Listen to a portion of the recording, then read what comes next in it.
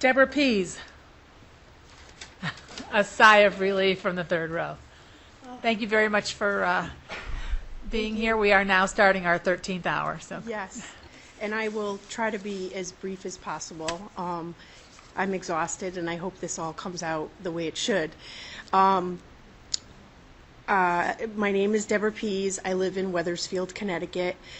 I was divorced as of December 2011.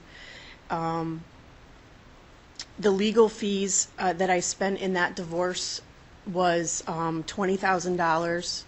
I had 2 lawyers. My ex-husband was pro se throughout that 14-month process. And during that process, I pretty much drained all my finances, only to have him pull in a really heavy hitter attorney to kind of seal the deal.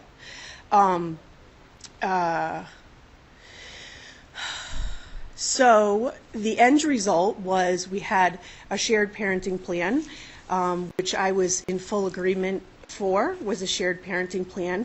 However, I wanted primary residency, and that issue was kicked forward to a later date. My daughter at the time was 3, I believe, at that time, and she was going to be starting kindergarten the following year. So rather than drag it out even more, and the fact that I only had, I had limited funds, I had already spent $20,000, they just said, well, let's kick that issue forward. So we'll decide primary residency, and it wasn't until I was in court and my ex-husband's attorney said, oh yeah, we're going to decide primary residency based on the school.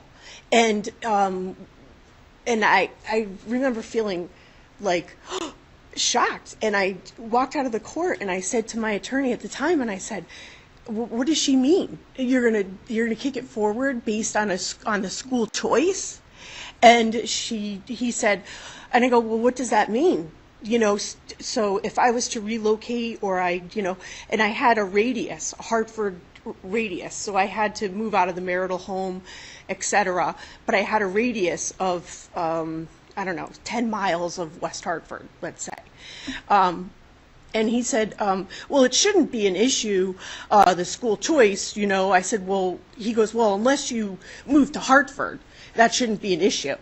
And I said, well, I'm looking for places in Wethersfield and Newington, and I just thought, this is crazy. So, long and short,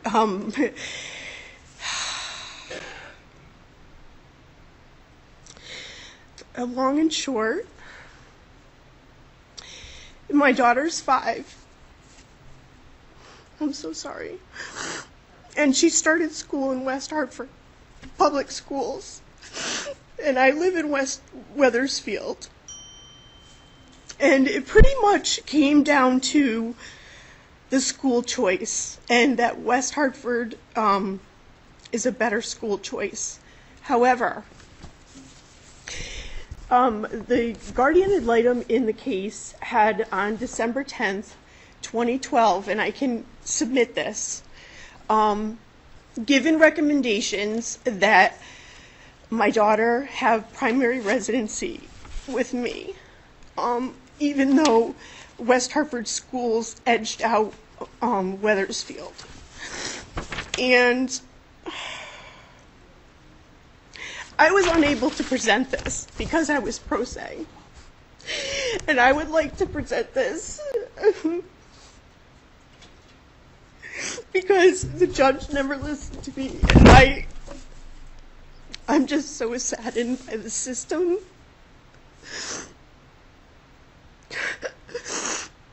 And at the same time, after hearing all the testimony today, I almost feel blessed because I get to see my daughter 50% of the time.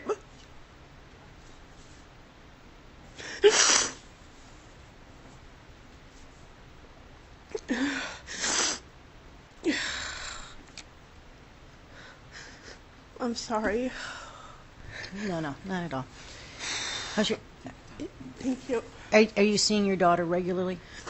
Yeah, 50% of the time our parenting schedule is I have Mondays and Tuesdays, and her father has Wednesday, Thursday, and then we alternate every weekend, every other weekend. I'm sorry. That's something. I know. And I'm so fortunate to be able to see my daughter. And I fear that something might come of my presenting this. But what I want people to realize is that the system has failed because I couldn't afford to fight all the and